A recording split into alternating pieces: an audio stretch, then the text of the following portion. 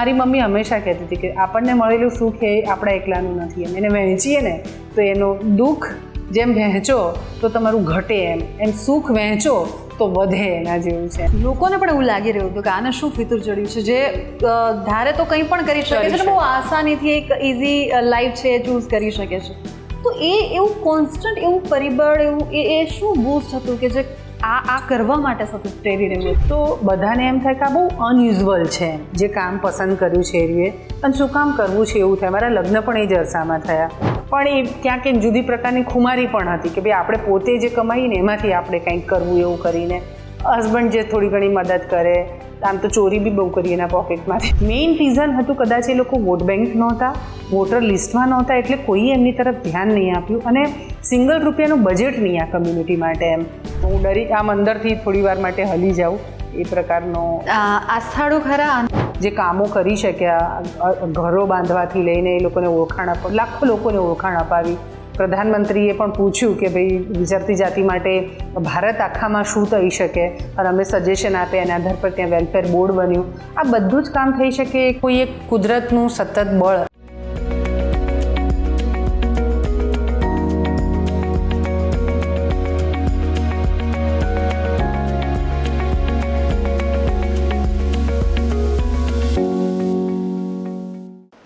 નમસ્કાર, આપ જોઈ રહ્યા છો અમારી ખાસ રજૂઆત સદા બહાર લમ્હે. ખાસ કરીને આ કાર્યક્રમમાં હું તમારી મુલાકાત એ પ્રકારની પ્રતિભાઓ સાથે કરાવતી હોઉં છું કે તેમણે તેમના જીવનમાં ઘણા સંઘર્ષ સાથે એક અનેરી સફર છે તે ખેડી હોય છે. હું છું બંસી રાજપૂત, અને આજે હું તમને જેમને મળાવવાની છું તેમની જો વાત કરવામાં આવે તો એમણે ઘણા બધા લોકોના જીવનમાં નવો જ પ્રકાશ છે તે પાડ્યો છે, તેમને એક નવું જીવન આપ્યું છે, અને સાથે સાથે તેમને રોજગાર આપ્યો છે.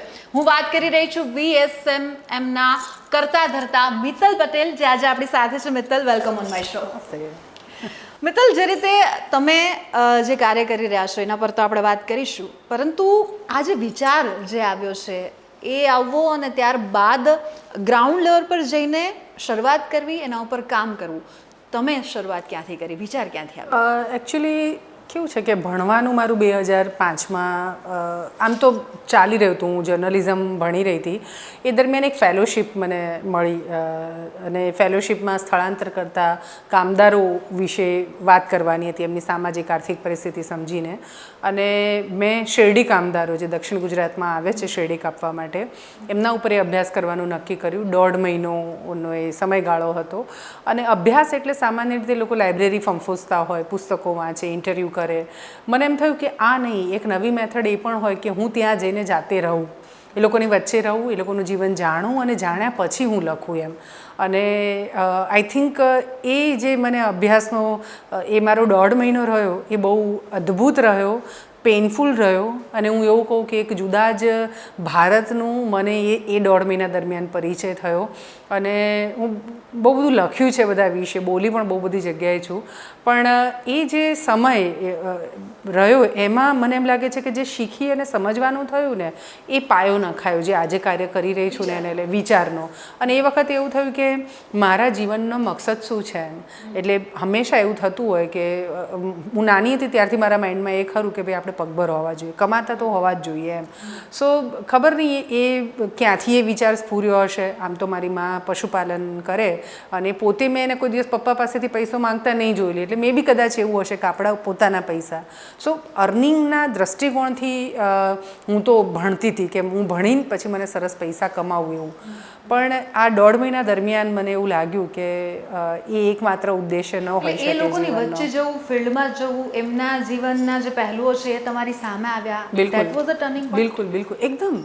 એટલે મને એમ થાય કે કોઈ વ્યક્તિ માટે એ વખતે શેરડી કામદારોને કપલ, પતિ પત્નીના પેરમાં, અથવા 2 ભાઈ હોય કે 2 બહેન હોય, એની પેરમાં એ લોકોને વેતન 108 રૂપિયા ચૂકવવામાં આવતું હતું. અને 108 રૂપિયામાં પણ ફૂલ વેતન ન મળે, એમને અનાજના રૂપમાં કેટલુંક આપવામાં આવે. હવે અનાજ જે જુવાર આપવામાં આવે, મને એમ થાય કે મારી માં હોય તો એની ભેંસોને પણ એવો જુવાર ન આપે, એવા જુવાર એમને આપે ને એમાંથી એને રોટલા ઘડવાના. એટલે એ મારી માટે બહુ જ એ જુવાર જ્યારે મેં જોઈ અને માર્કેટમાં એ કદાચ 5 રૂપિયાની મળતી હશે, પણ પેલો જે આપનાર વ્યક્તિ હતો એની પાસે 15 રૂપિયા વસૂલતો હશે એમ. એટલે એક્સપ્લોઇટેશન કોને કહેવાય ને મેં ફર્સ્ટ ટાઈમ જોયું. બીજું, તમારા જીવન નિર્વાહ માટે તમારી પાસે જેવું છે એવું તમારે ખાઈ લેવાનું. ફૂટપાથ પર સૂવું એટલે શું એમ આપણને કોઈ દિવસ કલ્પના ન આવે. હું ઘણી વખત કહેતી હોઉં છું કે પેલા ટેન્ટ લઈએ અને આપણે કેમ્પસાઇટ પર જઈને રાત્રે રોકાઈએ, એ આખી ચીજ બહુ જુદી છે. પણ મારી પાસે ઘર ના હોય ને મારે ટેન્ટમાં રોકાવું પડે, ઠંડી હોય ને ઓઢવાનું ન હોય, મારી પાસે ભૂખ લાગી હોય ને ખાવા ન હોય, ચોખ્ખું પીવાનું પાણી તો શું નાહવા માટે મને ન મળે, આ બધું મેં એ દરમિયાન અનુભવ્યું એમ. અને એ વખતે મને એવું લાગ્યું કે આ જીવનની એટલે સાચી પહેલું છે. હંમેશા એવું થતું હોય ને આપણે જે જીવન આપણને મળ્યું છે અને આપણે વી આર બ્લેસ્ડ, આપણને બહુ બધું મળ્યું છે એમ, પણ નથી એ ચીજો જો આપણે કોઈ દિવસ આપણા નજર સમક્ષ ન રાખીને એની સાથે સાથે તમારો જીવનનો લક્ષ્ય પણ એમ. મને હંમેશા એવું થાય કે તમારા જીવનનો ઉદ્દેશ્ય શું. આપણે કોઈ પણ કમાણી કરીએ છીએ તો એ કમાણી શું મારા એકલાની, એવું મને હંમેશા થાય. તો મને એવું લાગે છે કે ના, કોઈ પણ એક વ્યક્તિની એકલાની કમાણી ક્યારેય ના હોઈ શકે. ડેફિનેટલી એમાં એની મહેનત બહુ જ બધી હોય, પણ એ વ્યક્તિ મોટું થયું ને, એ મોટા થવામાં આખા સમાજનો રોલ છે. એટલે મા બાપનો આપણે પહેલી ક્રેડિટ આપીએ, પછી એટલે આપણી પરિવાર, કુટુંબ, પડોશી, ગામ, આ બધાને આપીએ તો દરેકનો રોલ છે. તો એ જ્યારે દરેકનો રોલ હોય છે ત્યારે મને એમ લાગે છે કે દુઃખમાં કોઈ વ્યક્તિ છે એને નીકાળવાનું એ પરિસ્થિતિમાંથી બહાર, એમાં પણ આપણો રોલ છે. તો આ બધું મેં એ દરમિયાન જોયું. અસંખ્ય એવા ઇન્સિડન્ટ્સ પણ બન્યા. ભૂખીએ રહી, ભીખ માંગીને મેં ખાવા ખાધું એ દિવસો દરમિયાન. ફૂટપાથ રોડ પર હું પણ સૂતી એમ, પેલા વાહનો એક્સિડન્ટ કરી જાય ને પગ કપાઈ જાય ને મરી જાય, બધું ફેસ કર્યું મેં. અને પછી એવું લાગ્યું કે જીવનની સાર્થકતા એ છે કે જો હું આ બધા માટે, જે હોમલેસ છે કે જેની પાસે એટલે તકલીફોમાં જીવે છે, એમના માટે હું કંઈક કરીશ. બિલકુલ. તમે જે રીતે વાત કરી કે તમારા મધર પશુપાલન કરતા હતા અને હંમેશા એમને પણ તમે પગભર જોયા છે, તો એ મિત્તલ કે આજે બધા માટે કામ તો કરે જ છે, પરંતુ મિત્તલનું જે બાળપણ છે એ કઈ રીતે, અને નાનપણથી મિત્તલ આવા જ હતા કે ભાઈ ક્યાંક કોઈને એવી રીતે જોવે એટલે કરુણા જાગી જાય? કરુણાવાળો પાર્ટ તો કદાચ હા પહેલેથી એવો, અને કદાચ મારા ઘરના સંસ્કાર, મારા પપ્પા મમ્મી, મારા દાદા, મારા નાના, એ કુટુંબ પણ એ જ પ્રકારનું એમ. એટલે મને યાદ છે અમારું મુખીનું ઘર કહેવાય.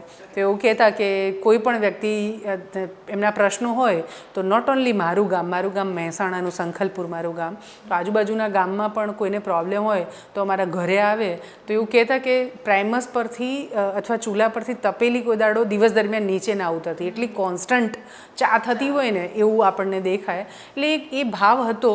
નાનપણ બહુ મજાનું હતું, પણ એ બધાની વચમાં આમ અલ્લડ કહી શકાય એ પ્રકારનું કોઈ રિસ્ટ્રિક્શન એઝ અ ગર્લ, દીકરી તરીકે મારી મમ્મીએ કોઈ દિવસ અમારી ઉપર એ નાખ્યા નહીં. અને એટલે રમવું, ભણવું અને મસ્તી ને મોજ જેને કહી શકાય એકદમ ગામડાની એમ. આજના બાળકોને હું જોઉં ત્યારે મને એમ થાય જે શહેરમાં છે એમને, કે એમણે બધું મિસ કર્યું છે એવું. અને પછી હોસ્ટેલમાં ભણવા ગઈ 7th સ્ટેન્ડર્ડથી, પણ બહુ સુંદર બાળપણ રહ્યું. મમ્મી પપ્પાની એ સંવેદના મેં એમને બંનેને અનેકોને મદદ કરતા નાનપણથી જોયા છે એમ. અને મારી મમ્મી હંમેશા કહેતી હતી કે આપણને મળેલું સુખ એ આપણા એકલાનું નથી એમ, એને વહેંચીએ ને તો એનું દુઃખ જેમ વહેંચો તો તમારું ઘટે એમ સુખ વહેંચો તો વધે, એના જેવું છે એમ. એટલે આઈ થિંક એ બધું મનમાં રહ્યું એમ. એટલે જ્યારે આ વિચાર આવ્યો છે, કારણ કે તમે જે કામ કરો છો વિચરતી જાતિ માટે, કે જે પોતાની આઈડેન્ટિટી માટે, અને આ તમે ઘણા વર્ષોથી કરી રહ્યા છો, જ્યારે શરૂઆત કરી હશે પહેલાં તો આ વિચાર આવ્યો ત્યારે ઘરના લોકોનું રિએક્શન અને કેવું હતું, અને જે ચેલેન્જીસ ડેફિનેટલી આવી હશે એના વિશે જાણવા માંગુ. વિચરતી જાતિઓ સાથે જ્યારે કામ કરવાનું શરૂ કર્યું ત્યારે આપણા સમાજમાં વિચરતી વિમુક્ત જાતિઓમાં કેટલીક જ્ઞાતિઓ એવી કે જેની ઇમેજ બહુ ખરાબ એમ. ચોરી ચપાટી કરવાવાળા, લૂંટ કરવાવાળા, અમુક કમ્યુનિટી તો કે જાદુ ટોણા કરે, તો બધાને એમ થાય કે આ બહુ અનયુઝ્યુઅલ છે એમ જે કામ પસંદ કર્યું છે એરીએ, અને શું કામ કરવું છે એવું થાય. મારા લગ્ન પણ એ જ અરસામાં થયા. એટલે અને હોશિયાર, ગોલ્ડ મેડાલિસ્ટ, કોમ્પિટિશન એક્ઝામની પ્રિપરેશન કરતી હતી, યુપીએસસી કરીને આઈએએસ બનવું હતું. તો બધાને એવું થાય કે આને ઇઝીલી થઈ શકે એવું છે, તો આ શું ફિતૂર ચડ્યું છે એમ. અને બીજું કે એવું કામ કે જેમાં આજે મિત્તલને બધા ઓળખે, પણ 2005-06ની હું વાત કરું તો કોઈ ઓળખતું નહોતું. અને દરેક એક સેફટીના પર્સપેક્ટિવથી વિચારો તો જ્યારે હું ગામડાઓમાં આ બધાને શોધવા માટે ફરી રહી હતી ત્યારે બસમાં રખડવાનું, રિક્ષામાં, એવું નહોતું કે ધન સંપદા નહોતી ઘરમાં, પણ એ ક્યાંક એક જુદી પ્રકારની ખુમારી પણ હતી કે ભાઈ આપણે પોતે જે કમાઈને એમાંથી આપણે કંઈક કરવું એવું કરીને. હસબન્ડ જે થોડી ઘણી મદદ કરે, આમ તો ચોરી બી બહુ કરી એના પોકેટમાંથી, મારો ભાઈ મદદ કરે, એ તો હક છે. ઓફકોર્સ એમ. અને એ બધાથી એટલે એ જ્યારે એ થયું ત્યારે બધાને એમ થતું હતું કે આ શું ધૂનકી ચડી છે એમ. અને આપણા ત્યાં દરેક વસ્તુને ઉપાર્જન સાથે જોડવામાં આવે. તમે કેટલું કમાવો છો એનાથી તમારી લાયકાત ડિસાઈડ થાય. હવે મેં જે પસંદ કર્યું તેમાં કમાવાનું તો ઘેર ગયું, તમારે તો બહુ બધું નાખવાનું જ છે એની અંદર. બીજું સમય, એઝ અ સ્ત્રી તરીકે તમે વિચારો તો હંમેશા એવું થતું હોય છે કે કઈ જોબ સ્ત્રીઓ માટે સરસ, તો ઓલવેઝ એવું કે 10 to 6 વાળી સરસ. તમે તો રિપોર્ટિંગના ફિલ્ડમાં છો એટલે આમ બહાર જવું પડે તો એ આપણને એમ થાય કે બધું મેનેજ કેમ કરવું એમ. તો એ રીતે બહુ અઘરું હતું, કેમ કે ટ્રાવેલ વગર હું બેઠા બેઠા કોઈ રૂમમાં કામ કરી શકું એવું હતું જ નહીં એમ. અને સરનામા વગરના માણસો સાથે કામ કરવાનું, એટલે મારે એ બધાના સરનામા શોધવાના હતા ને એમને સરનામા આપવાના હતા પાછા. મતદાર કાર્ડ છે, આધાર કયો કે બેંકમાં ખાતા ખોલવા, એટલે બહુ જ ડિફિકલ્ટ રહ્યું શરૂઆતનો આખો ફેઝ એમ. અને પણ એવું છે કે કદાચ એ ડિફિકલ્ટ ફેઝમાંથી પસાર થવાનું થયું ને એટલે આજે એનું મૂલ્ય પણ દેખાય છે. અને પેલું કહે છે ને સોનું તપે તો પછી એક્ઝેક્ટલી સોનાના રૂપમાં એ દેખાય છે. તો મને એમ લાગે કે મારો એ પીરિયડ હતો એ તપવાનો પીરિયડ હતો એમ. એટલે એ તમે એવું કીધું કે લોકોને પણ એવું લાગી રહ્યું હતું કે આને શું ફિતુર ચડ્યું છે, જે ધારે તો કંઈ પણ કરી શકે છે, બહુ આસાનીથી એક ઇઝી લાઈફ છે ચૂઝ કરી શકે છે. તો એ એવું કોન્સ્ટન્ટ એવું પરિબળ એવું એ શું બૂસ્ટ હતું કે જે આ કરવા માટે સતત પ્રેરી રહ્યું? એકચ્યુઅલી કેવું છે, વિચરતી જાતિઓ, મને એમ લાગે કે આઝાદ ભારતના ઇતિહાસમાં આપણું બંધારણ બન્યું તો બંધારણમાં લખ્યું છે શેડ્યુલ કાસ્ટ, શેડ્યુલ ટ્રાઇબ્સ, અનુસૂચિત જાતિ, અનુસૂચિત જનજાતિ, સ્ત્રીઓના અધિકાર, સામાજિક ને આર્થિક રીતે નબળા લોકોના ઉત્થાન માટેની વાત, એ બધું લખ્યું છે. પણ મને એમ લાગે કે સામાજિક રીતે નબળા પરિવારોમાં વિચરતી વિમુક્ત જાતિનો સમાવેશ ચોક્કસ થઈ જાય એમ. પણ ફોકસ થવું જોઈએ ને, એ નહીં થયું. પેલી સ્પોટલાઇટ થવી જોઈએ ને, આ કમ્યુનિટી પર થઈ જ નહીં. અને મેઇન રીઝન હતું કદાચ એ લોકો વોટ બેંક નહોતા, વોટર લિસ્ટમાં નહોતા, એટલે કોઈએ એમની તરફ ધ્યાન નહીં આપ્યું. અને સિંગલ રૂપિયાનું બજેટ નહીં આ કમ્યુનિટી માટે એમ.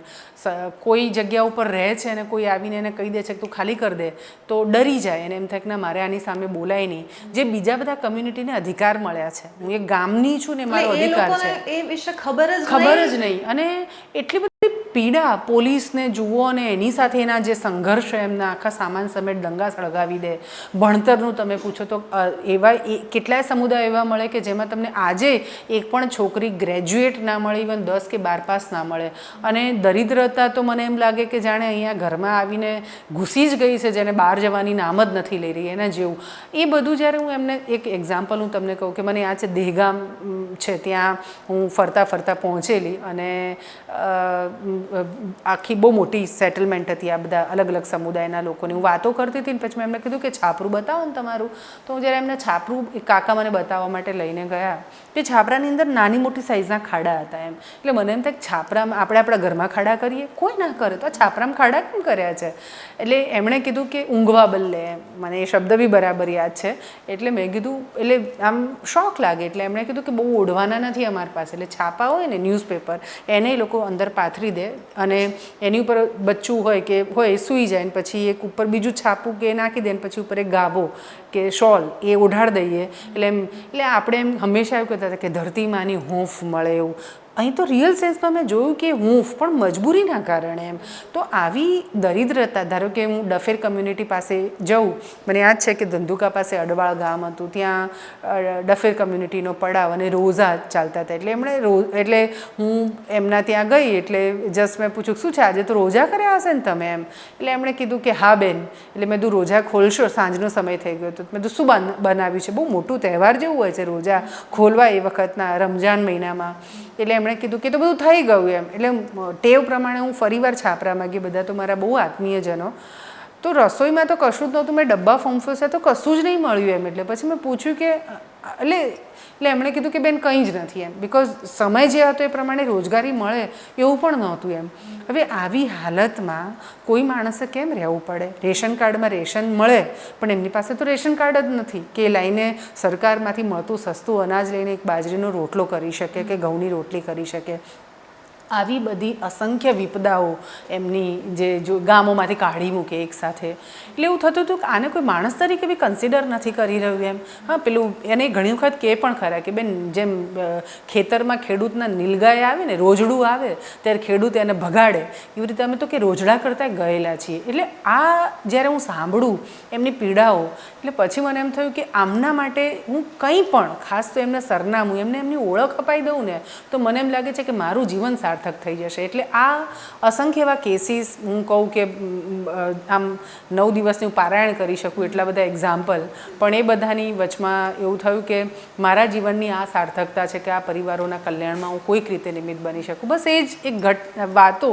અને એમની પાસે કદાચ હું જવાવાળી પણ પહેલી, બહુ બધા લોકો કદાચ ગયા હશે પણ ખબર નહીં એક જે આશા એમને દેખાઈ હશે કે હું એમની પોતાની. એટલે તમે જે એક આખો સેવા યજ્ઞ શરૂ કર્યો છે ને આજે એને એક અંજામ સુધી પણ પહોંચાડ્યો છે, તમે તમારી જે બુક છે એમાં પણ ઘણું બધું એમના વિશે લખ્યું છે. એ વાત તમે જે કરી કે એ તમને તમારો ત્યારે એ સંઘર્ષ, કારણ કે એ તમને એમ્પથી એમના માટે કરુણા એક લક્ષ્ય સાથે તમે નીકળ્યા, પરંતુ એમના માટે જે કાર્ય તમે શરૂ કર્યું એમને ઓળખ અપાવવાનું, એમાં તમને એમાં પણ ઘણી બધી ચેલેન્જીસ, કારણ કે આ આસાન નથી. કારણ અને છે ને ક્યારેક એક વખત આપણે વિચારી લેતા હોય છે, ઘરની બહાર નીકળી પણ જતા હોય છે, પછી જે સંઘર્ષ એ અલગ જ લેવલ. બિલકુલ. અને કેવું થાય ઇનિશિયલ લેવલ પર તમે જુઓ તો કયા પ્રકારના સંઘર્ષ, હું કહેતી હોઉં છું કે જે કમ્યુનિટી માટે મેં કામ કરવાનું શરૂ કર્યું એમાં સ્વીકાર કેટલાક સમુદાયો, કેટલાક પરિવારો ખૂબ કરે, કેટલાકને એમ થાય કે આ કેમ આવી રહી છે, એમ અમારી વચ્ચે શું છે તો આવી રહી છે, કેમ પૂછી રહી છે એમ. એટલે સંદેહ, તમને સપોર્ટ પણ ના કરે. બીજું એટલે જેમને કરવાનું છે એ પણ સામે પક્ષે જે મુદ્દાઓ એમના હતા એને લઈને તમે હલ કરવાની વાત કરો તો તમે સરકાર પાસે જ જવાના. સરકાર પાસે જવું તો એ લોકો પણ હંમેશા એમ કે કોઈ પોલિસી જ નથી આમના માટે, કોઈ નીતિ જ નથી, અમે શું કરી શકીએ. સહકાર મળ્યો? બહુ અઘરું હતું શરૂઆતમાં. મને યાદ છે કે મેં મારી પુસ્તક છે પણ અહીંયા સુખ નથી આવતું, એમાં મેં એક ચેપ્ટર લખ્યું છે રેશન કાર્ડ. એમ રેશન કાર્ડ મેળવવા માટે થઈને 35 પરિવારોમાં 1.5 વર્ષ લાગેલું. એમ મતદાર કાર્ડ આ પરિવારોને મળે, અને કેમ કે ક્યાં જન્મ્યા છે એ ખબર નથી, એમની પાસે કોઈ પુરાવો નથી, ક્યાં રહે છે એનો કોઈ પંચાયતનો દાખલો નથી એની પાસે. એટલે લિટરલી એમાં સરનામાને ઓળખાણ વગરના માણસને ઓળખાણ આપીને એમને પ્રસ્થાપિત કરવાનું કે તું મિત્તલ જ છે, તું બંશી જ છે. એમ આપણા મા બાપ તો આપણને કહે પણ કાગળિયું તો જોઈએ ને, હોસ્પિટલમાં જન્મ્યા હોય તો તમને મળે. એમ એ બધું અઘરું જ હતું. એમ પણ હું એક ચીજ બહુ દ્રઢપણે માનું છું કે તમારી નિષ્ઠા સાચી હોય અને તમારી ભાવના પવિત્ર હોય ને તો પછી પેલું કહે છે ને પૂરી કાયનાતને મદદ કરવી પડે છે એમ. એટલે મને એમ થાય કે ઈશ્વરને પણ મદદ કરવી પડે. તો એવા સેન્સિટિવ ઓફિસર્સ મને એ વખતે દેખાયા, જેમ વિનોદ બબ્બર એ વખતે ગુજરાતના મુખ્ય નિર્વાચન અધિકારી, એમના પછી અનિતા કરવાલ આવ્યા રહે, એમણે બહુ સેન્સિટિવલી આ મુદ્દાને હાથ પર લીધો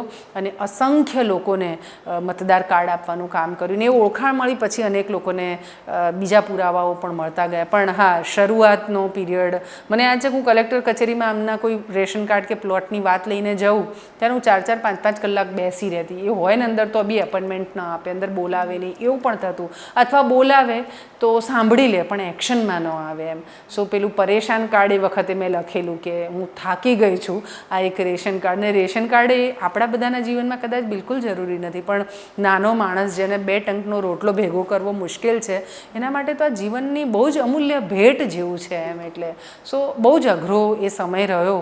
પણ તો ક્યારે ડર ના લાગ્યો જ્યારે ઘરેથી નીકળ્યા આ બધું? કારણ કે સામાન્ય રીતે આપણે આજે ક્યારેક આદિવાસી એરિયામાંથી પણ નીકળતા હોઈએ છીએ ને ત્યારે પણ લોકો ડરતા હોય છે. મને છે ને ભય એ મારા જીવનમાં એ ક્યારે, એટલે મને એમ થાય કે હું હોસ્ટેલમાં ભણતી, 7મા ધોરણમાં હતી ને મમ્મીએ હોસ્ટેલમાં ભણવા માટે મને મૂકી તો ભાવનગર સ્પોર્ટ્સ હોસ્ટેલમાં. તો અપડાઉન એટલે ત્યાંથી વેકેશનમાં હું ઘરે આવવાનું થાય તો પપ્પા તો ખેતી સાથે સંકળાયેલા કે મને લેવા ન આવે તો એકલી જ આવતી. અને એ બધું એક નિર્ભય જે થઈને જીવવું એ કદાચ એમાં વણાયેલું જ મારા સંસ્કારમાં. મમ્મી પપ્પાએ જે રીતે મારો ઉછેર કર્યો એ પ્રમાણે.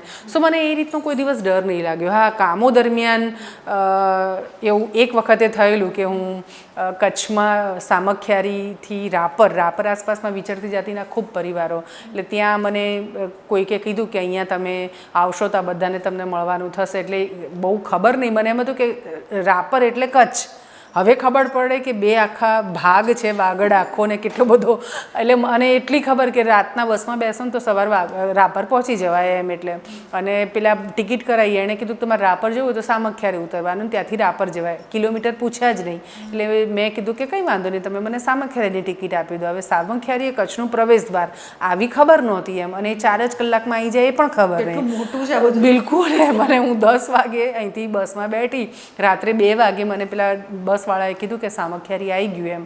અને અત્યારનું કચ્છ બહુ જુદું છે, એ વખતનું કચ્છ તો કશું જ નહીં. અને હું ઉતરી સામખિયારી 4 રસ્તા ઉપર તો કંઈ જ દેખાય નહીં, એકદમ સુમસામ. અને ત્યારે મને હું એક બીજી હોટલવાળા, એક હોટલ પર એણે મને ઉતારી બસવાળાએ, અને એ હોટલમાં જે એક એક્સપિરિયન્સ થયો મારો, અને લિટરલ વેમાં એ વખતે મને ડર લાગેલો. અને એટલે સામખિયારી આવ્યું એવું મને એણે કહ્યું. મેં જોયું કે કોઈ હતું નહીં, એટલે ઓલા બસવાળાએ મને કીધું કે આગળ એક હોટલ છે ને, તો હું તમને ત્યાં ઉતાર દઉં, તો ત્યાં અવર જવર હશે તો તમને વાંધો નહીં આવે. તો મેં કીધું ઓકે. તો 5 કિલોમીટર બસ આગળ ચાલી અને હું ત્યાં ઉતરી. એણે મને ઉતારી દીધી. હવે એ હોટલ બી સુમસામ હતી, યંગ છોકરાઓ હતા 4-5 જેટલા, અને મને ખબર ના પડી કે હું કેમ ઉતરી ગઈ, પણ ઉતરી ગઈ. ને હું હજી કંઈ વિચારું જવું કે ના જવું, ત્યાં બસ જતી રહી એમ. સો હવે કોઈ ઓપ્શન નહોતો, હું થોડી વાર ઊભી રહી. પણ મેં જોયું કે ઊભી રહી તો લોકો, ટ્રકવાળાને બધા જે પસાર થાય ને જે જુદી રીતે આપણને જુએ ને, એટલે પછી ત્યાં ઊભવાનો અર્થ નહોતો. મેં સામાન લઈને, બેગ જ હતી નાનકડી, એ લઈને હું પેલી હોટલ પર ગઈ. હોટલ પર ગઈ એટલે ત્યાં જે છોકરાઓ હતા, કેમ ને શું ને બધું, ને પછી જે વિચિત્ર પ્રકારની, મેં કીધું કે હું બેસીશ, મારે સવાર થાય ને એટલે રાપર જવું છું, હું નીકળી જઈશ એમ. અને તમારે સૂઈ જાઓ, મને કોઈ તમારાથી પેલું એટલે. પણ મેં જોયું કે પછી ગંદી ચીજો ને વાતો ને બધું, દેન આઈ રિયલાઇઝ કે સમથિંગ રોંગ છે કંઈક અહીંયા આગળ એમ.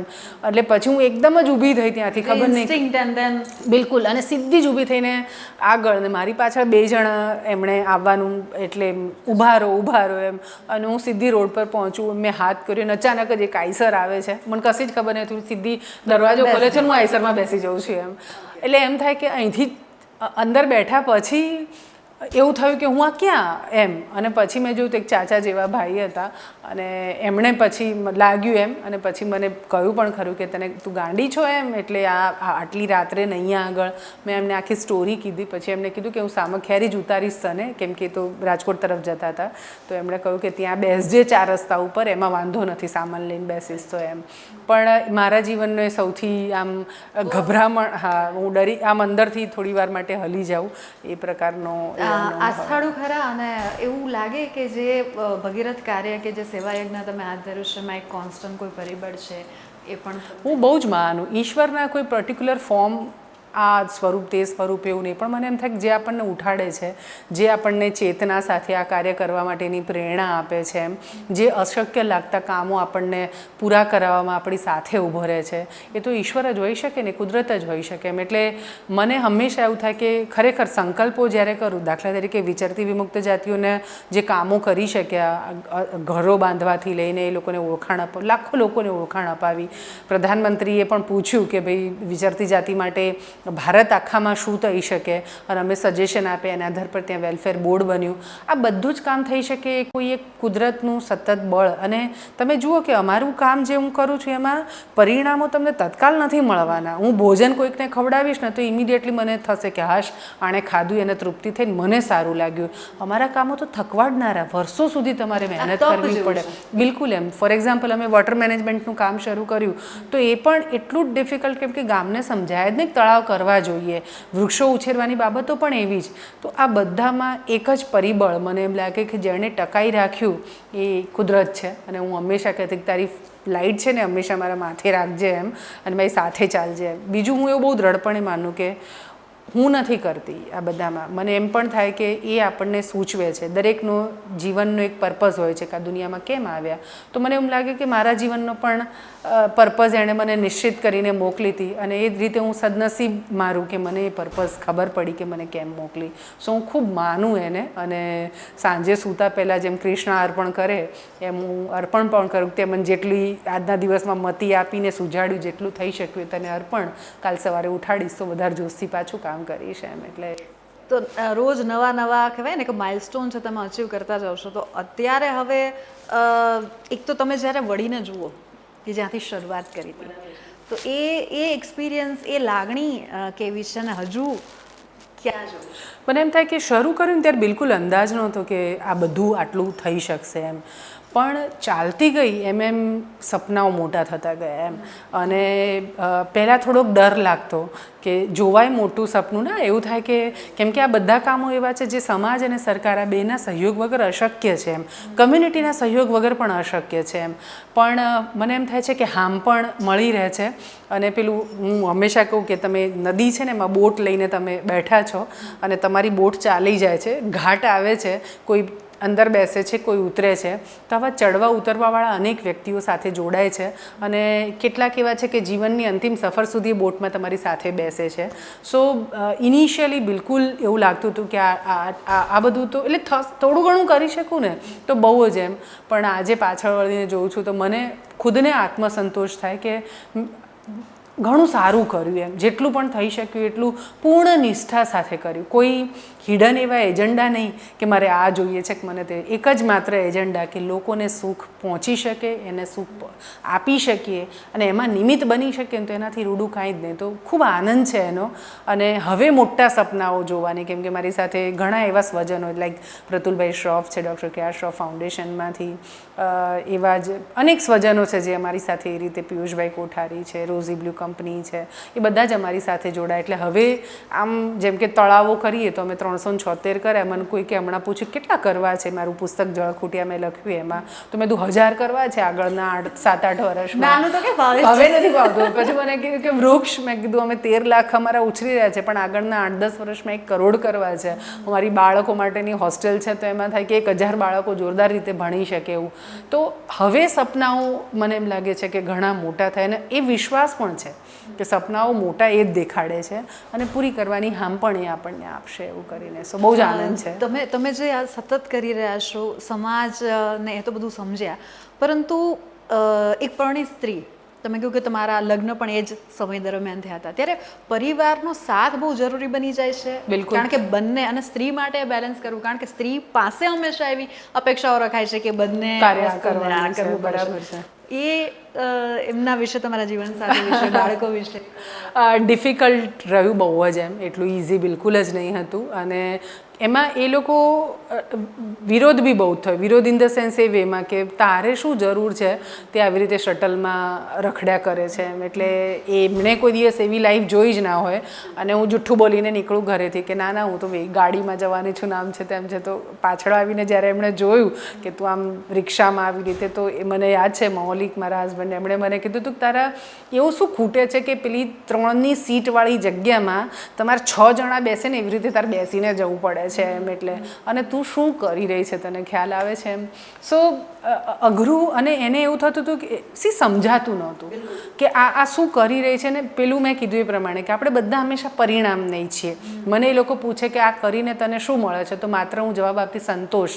પણ સંતોષને તો તમે પૈસાની રીતે ગણો તો કેવી રીતે ગણી શકાય એમ. અને બીજું એને સેફટીની ચિંતા કે તું એક છોકરી તરીકે, હું ધારો કે સવારના 4 વાગે નીકળું અને ઘણી વખત એવું થતું કે ક્યાં જાય છે તો મને ખરેખર ખબર ના હોય કે ક્યાં જાઉં છું, કેમ કે આ લોકોને શોધવાનું કામ પણ એટલું જ અઘરું હતું. તો શરૂઆતનો પીરિયડ બહુ જ ડિફિકલ્ટ રહ્યો એમ. એટલે આજની જે મિત્તલ દેખાય છે, મને એમ લાગે કે ક્યારેક એવું થાય કે કોઈ પણ સ્ત્રીના જીવનમાં આવા બધા દિવસો ન આવવા જોઈએ એમ. એટલે એમની ભલે પરિવારની ચિંતા હોય તેમ છતાં પણ એમ એ મોકળાશ આપણા ત્યાં સ્ત્રીઓને એટલી બધી એ તમારું એક સ્ટેટસ બની જાય ને પછી બહુ વાંધો નથી આવતો એમ. પણ એ બનવા માટે તો એને તપવું જ પડવાનું છે એ વખતમાં. તો એ રહ્યો.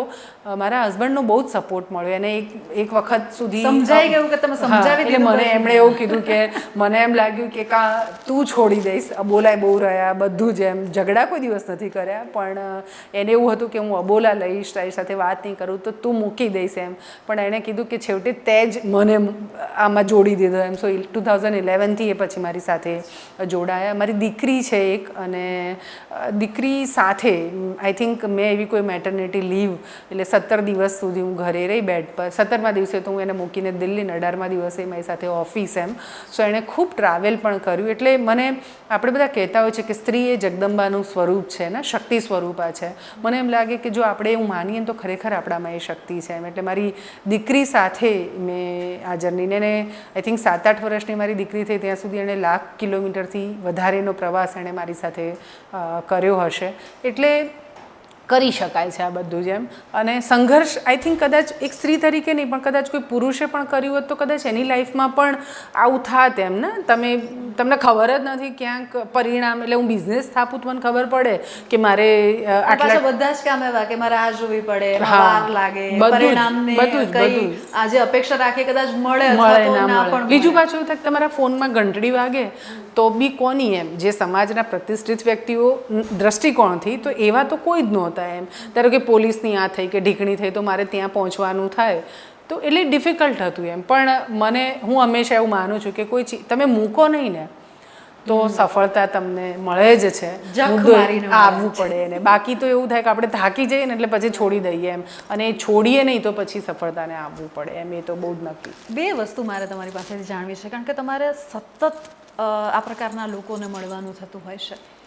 એવી કોઈ ઘટના, એવા કોઈ પરિવારને જોઈને કે આમ હૃદય દ્રવી ગયું હોય કે જે આમ લાઈફ ટાઈમ યાદ રહી, અને એક એવી ઘટના કે જેને જોઈને કે વાહ આવું તો અહીંયા જ જોવા મળે? એકચ્યુઅલી આમ એવું કહી શકાય કે દ્રવી જવાય એવી તો મારા દરેક પરિવારોની પરિસ્થિતિ. તમે એમના પાસે જાઓ તો ઘણી વખતે મને એક ઘટના, એટલે રિસન્ટલી આમ તો ઢગલો અનુભવો છે પણ મને ગઈ દિવાળી મને યાદ છે કે અમે એક માવજત કાર્યક્રમ અંતર્ગત બા દાદાઓ નિરાધાર હોય એમને રાશન આપવાનું કરીએ. તો સુઈગામ પાસેનું એક ગામ છે, ત્યાં અમે એક બા દાદાને રાશન આપી, ધરમસિંહ કાકા અને એમના વાઈફ એમ. તો હું દિવાળી પહેલાં જ ત્યાં ગઈ અને કાકા સાથે વાતો થતી હતી. મેં એમને સ્વાભાવિક રીતે પૂછ્યું, કાકા દિવાળી આવે છે તો તમે શું બનાવવાના મીઠાઈમાં? એટલે એમણે તો આમ એકદમ આંખમાં પાણી આવી ગયું. પછી એમણે કીધું કે અમારે શેની મીઠાઈ? એમ હુવાળીઓ, એટલે પૂરી બનાવશું અને ગોળનું પાણી કરશું અને એમાં એને બોળીને પછી રાખીશું તો એ અમારી મીઠાઈ. એટલે આમને એક ધક્કો વાગે એવું થયું. પછી મેં એમને પૂછ્યું, મેં તો તમે મીઠાઈ ખાતે કેટલો ટાઈમ થયો કાકા? અને કાકાએ કીધું કે મને તો યાદેય નથી એમ. એટલે હવે હું આ વાત કરું ને એ કોઈને માનવામાં ના આવે. એમને એમ થાય કે આજ તો કેટલી બધી સુખ સુવિધાઓ ને બધું જ છે, આવું તે કંઈ હોતું હશે એમ. અને હું શૂન્ય થઈ ગયેલી એ વખતે એમ. અને પછી મેં એમને એ પૂછ્યું કે મેં કીધું દાદા ભગવાન પાસેથી કંઈ અપેક્ષા ખરી કશું? તો એણે કીધું, અને મેં કીધું સરસ જીવો એમ, એટલે તો કે અહીંયા કંઈ માલ નથી રાખ્યો એમ, હવે તો લઈ જાય ને તો સારું. આવું અનેકોના મોઢેથી આ પરિતાપ હું સાંભળું ત્યારે આમ હું લિટરલ વેમાં આમ કહેવાય ને કે શૂન્ય થઈ ગયું. એટલે પછી મને થયું કે શું કરી શકું. પછી અમે દર દિવાળી પ્રસંગો આવે ત્યારે અમે અમારા માવતરોને મીઠાઈથી લઈને ઘરે કંઈક બનાવી શકીએ એવું અમે દર મહિને એમને પહોંચાડવાનો પ્રયત્ન કરીએ. એટલે આવી બહુ બધા પ્રસંગો છે એમ. અને એક બીજી પ્રસંગ કે જેનાથી હું બહુ હચમચી ગયેલી, એ ભોજવા ગામ છે વિરમગામનું, અને ત્યાં ચોમાસામાં 2015નું ચોમાસું, એ લોકો જ્યાં ડફેર પરિવારોએ છાપરા નાખેલા અને ચોમાસાનું પાણી એ વોળામાં થઈને એમના છાપરાઓમાં, સામાન્ય રીતે એમના જે છાપરા હોય ત્યાં પાણી ચોમાસાનું વહેતું જ હોય ઉપર અંદરથી. એ લોકોના ખાટલા ઊંચા હોય અને આજુબાજુનું પ્લાસ્ટિક કે ઊંચું કરી દે એટલે પાણી નીચેથી વહી જાય એમ. એક પરિવાર હતો, એણે 2 લાકડાના ટેકા વચ્ચે એનું બચ્ચું, એને પેલું કપડું બાંધીને સુવડાવે ને એમ સુવડાવેલું. રાત્રે પાણીનો આવરો વધ્યો અને એ પરિવાર એટલે પતિ પત્ની બંને ઉઠ્યા અને નહીં તો જો સામાન બચાવવાનો હતો એટલે એમને થયું જો નહીં બચાવીએ તો બધું તણાઈ જશે એમ એટલું. એટલે બંને જણા ઉઠીને જે થોડું ઘણું મરચું, 2-4 ગોદડાં, ખાટલો ને બધું લઈને ઉપરવાસમાં એ લોકો મૂકવા જવા માંડ્યા. ત્યાં બીજા બી 10-15 પરિવારો તે બધા જે કરી રહ્યા હતા. સામાન બધો કાઢી લીધો. પછી છેલ્લે પેલું મીણીઓ જે છાપરા ઉપર ઢાંક્યું હતું એ કાઢવા એ લોકો જતા હતા ને ત્યાં એ બેનને યાદ આવ્યું કે પેલું મારો દીકરો એમ, એ લગભગ જન્મે એને 1-1.5 મહિનો થયો હશે. બંને હસબન્ડ વાઈફ દોડતા દોડતા ત્યાં પહોંચ્યા અને જોયું તો લાકડા પેલા જે ઘોડિયા ઉપરથી પાણી જતું હતું એમ. એટલે એ ઘટના મને સવારના એ લોકોએ 6-6:30 વાગે ફોન કર્યો. રહેમાનભાઈ છે ત્યાંથી, એમને મને કે બેન આને દફન ક્યાં કરવાનું બચ્ચાને? એટલે પછી આખી ઘટના કીધી બેનની. મેં કીધું એની માની હાલત શું છે? તો કે એને એમ થાય છે કે અમે પશુઓ કરતાં પણ ગયેલા એમ, કે એ થોડું ઘણું મરચું મીઠું બચાવવામાં સવાલ, અને કેટલું મરચું મીઠું તો એને રોજે રોજની પળોજણ મજૂરી કરીને રોજ લાવે એ બચાવવામાં એમ કે હું પેટના જણ્યાને ભૂલી ગઈ એમ. એટલે એ કીધું મને કે આના કરતાં તમે નીલ ગયા હોત ને તો સારું, એટલે જાનવર હોત તો સારું, તો અમારે જાત જ બચાવવાની હતી ને બીજું તો કંઈ બચાવીને ભાગવાનું નહોતું એમ. સો આવી અસંખ્ય પીડાઓ આ પરિવારોની, અને મને એમ થાય કે જીવતી વાર્તાઓ કહી શકીએ એવું બધું જ્યારે એમની સાથે જઈને બેસીએ ત્યારે આપણને દેખાય. એટલે અંદરથી હચમચી જવાય, પણ પછી બધાની વચમાં એમ થાય છે કે આ બધું છે ને એને ઠીક કરવા જ મથવાનું છે. અનેક સગાઓના તમે સગા છો અને જે રીતે તમારા અનેક પરિવારો અમારા જે માધ્યમ છે એનાથી તમે એ લોકોને કોઈ સંદેશો, એમને કોઈ વાત કહેવા માંગો? હું એક જ વાત કહીશ કે આપણને મળેલું સુખ આપણા એકલાનું નથી એમ. અને જ્યારે પેલું સ્વથી ઉપર ઉઠીને આપણે સર્વનો વિચાર કરવાનું શરૂ કરીશું ને તો જ વસુદેવ કુટુંબની ભાવના જે છે એ ખરા અર્થમાં ચરિતાર્થ થશે. બાકી સંસ્કૃતિની રીતે આપણે બધા ભલે બોલીએ કે આપણે વસુદેવ કુટુંબમાં માનીએ છીએ, પણ બોલવું એટલે કહેણી અને કરણીમાં ફરક ન હોવો જોઈએ. તો મારા ખ્યાલથી સમાજ તરીકે, અને આ સમાજમાં એટલું મોટું દુઃખય નથી કે આપણે દૂર ન કરી શકીએ. બહુ જ ઓછા પરિવારો છે જે આવી બધી પીડાઓમાં પીડાય છે. હાથ આપીએ અને એને આગળ લઈ આવવામાં મદદ કરીએ, અને અનેક મિત્તલો સૌ પણ તમે બની શકો છો. ને એ રીતે જો આ કરીએ તો મારા ખ્યાલથી આવનારા થોડા વર્ષોમાં આપણે આ ભારત વર્ષ, આપણો દેશ છે, એને ઉત્તમ બનાવી શકીએ. Thank you so much Mittal, અમારી સાથે વાતચીત કરવા બદલ, અને જે તમે આખો તમારી જે જર્ની અને ઘણી બધી એવી વાતો જે છે અમારી સાથે શેર કરી છે. આ હતા મિત્તલ પટેલ કે જેમણે કહેવાય ને કે બહુ ઓછા લોકો એવા હોય છે કે જે જેવું બોલે છે ને એવું જીવી જાણે છે, અને ખરા અર્થમાં એમને જે એક ભગીરથ કાર્ય શરૂ કર્યું છે અને એમાં અમને ઉત્તરોત્તર પ્રગતિ મળે તેવી આપણે મતલબ આશા પણ રાખીએ. અને આ જ પ્રકારની મુલાકાતો હું તમારી સાથે કરાવતી રહીશ. મને આપશો રજા. નમસ્કાર.